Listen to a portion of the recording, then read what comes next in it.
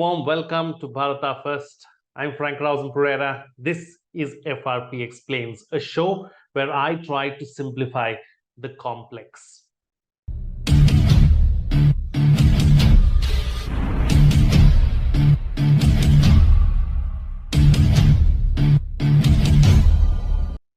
Since you're here, please like the video, subscribe, hit the bell icon, and share the content so that more people get to know about Bharata First.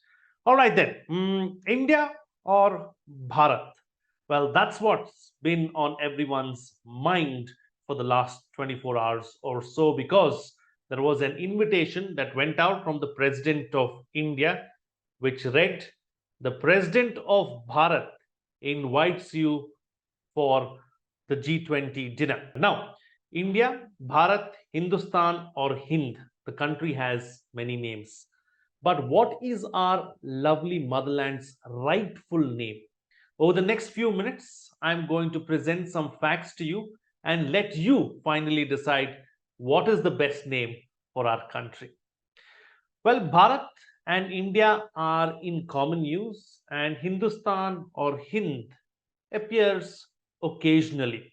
We, however, have another ancient name, Jambudweep, that appears in our ancient scriptures. The name has now been forgotten. It's only chanted in some shlokas and mantras. Now, according to the Constitution of India, we are the people of India, that is Bharat.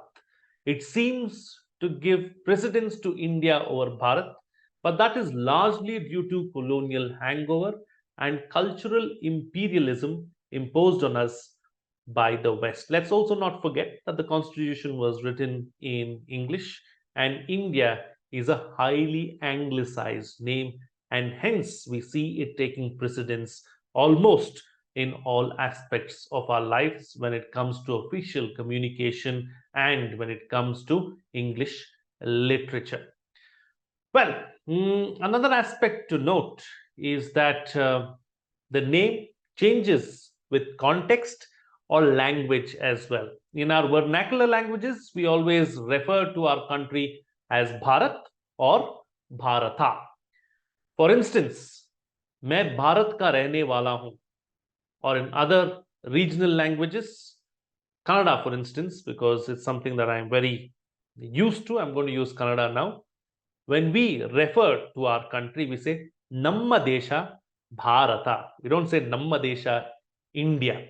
So these are some things to note as well. Now, the two terms are also used to describe progress or backwardness in the country.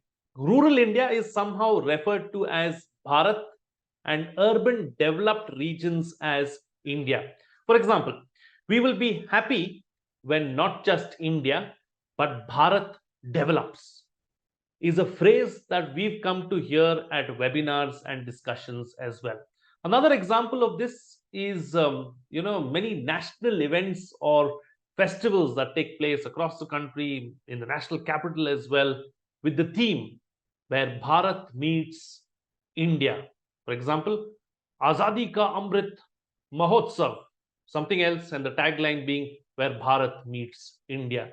This clearly suggests that these two entities are different. Isn't it confusing and derogatory? I certainly think so. Now, talking of derogatory, the indigenous people of the Americas are even till date called Indians, which refers to aboriginals, tribal, backward indigenous people belonging to history. Now, doesn't that create hugely derogatory perceptions about the word Indians and India too?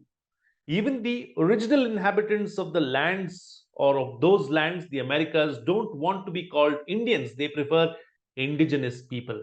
Many people around the world still have misconceptions that the Indians of Bharat are the same as the original Indian tribes of the Americas, the Red Indians.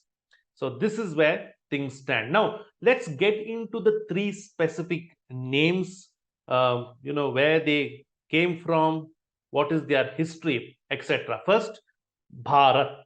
Bharat, the name for India in several Indian languages, is the short form of Bharata Varsha and is derived from the name of the Vedic tribe of Bharatas who are mentioned in the Rig Veda as one of the principal kingdoms of the Aryavarta.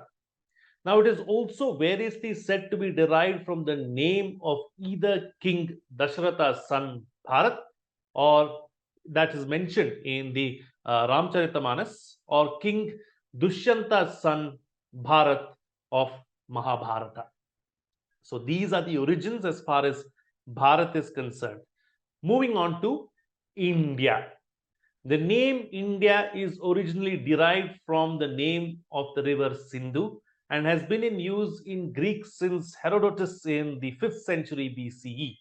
Now, the English form India gained greater relevance when the country was ruled by the British from the late 18th century onwards and was prominently used in historical maps. Now, after gaining freedom, the country's new leaders did not do away with the usage but incorporated it in official documents. Now, that is the brief history of India. Now, Hindustan.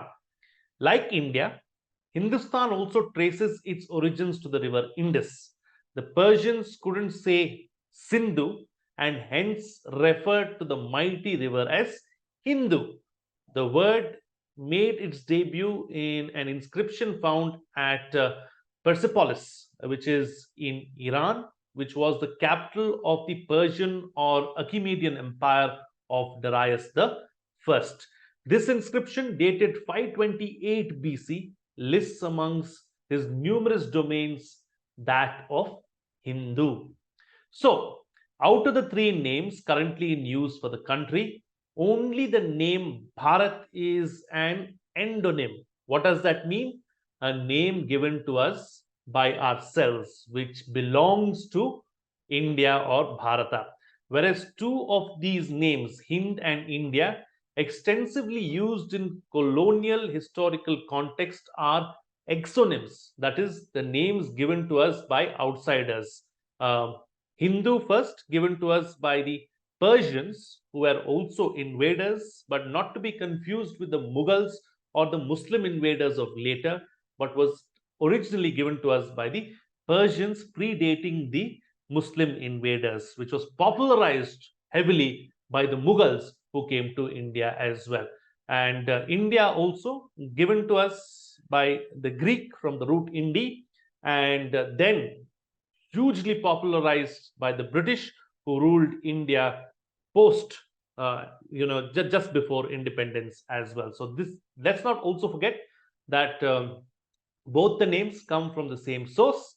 The river Sindhu and Hindu and India are both names given to us by invaders and outsiders, whereas Bharat is indigenous to us, is an endonym name which was given by the people of Bharata to themselves. Now, finally, the big question, Bharat or India? Let me just put things into perspective for you and then I'll let you decide. India is a name given to us by outsiders, thus it has a foreign origin.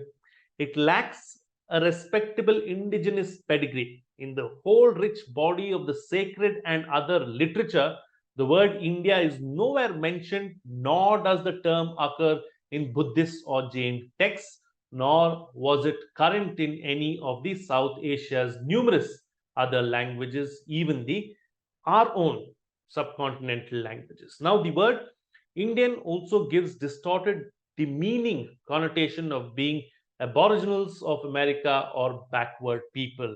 Even they do not like this word and prefer being called indigenous.